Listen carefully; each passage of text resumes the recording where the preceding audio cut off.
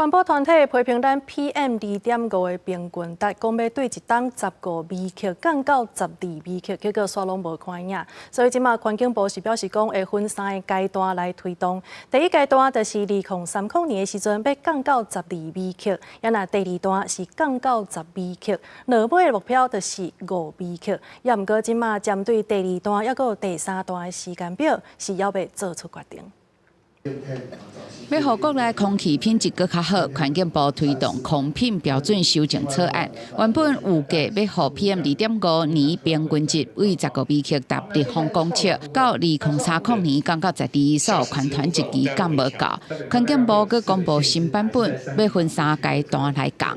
第一阶段降到12无变，第2阶段甲最终目标分别是10甲5，但还未定出时间表。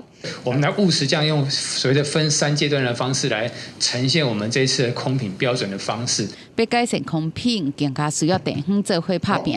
不过，双北环保局拢希望会当排除计算海盐佮境外污染。新北市指出，万里测站就伫海边，高度受海洋佮境外影响。把它划定为3级防治区哈，我们是觉得有点不公平哈。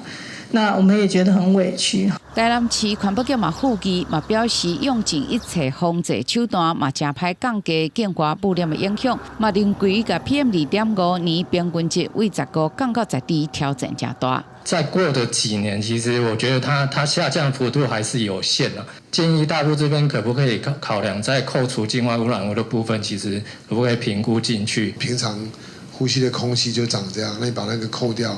我们呼吸的时候，并不会说境外来的时候就不呼吸啊，这个是我们另外一个思考的论点。针对地方环保局的建议，环境部表示会个评估，那个空品标准加严，环境部嘛算过所带来影响。AQI 绿色良好的日数会减少16%，黄色普通会增加16%，感觉色提醒会增加1点码，红色警示日是维持小常。记者林美丹从台北报道。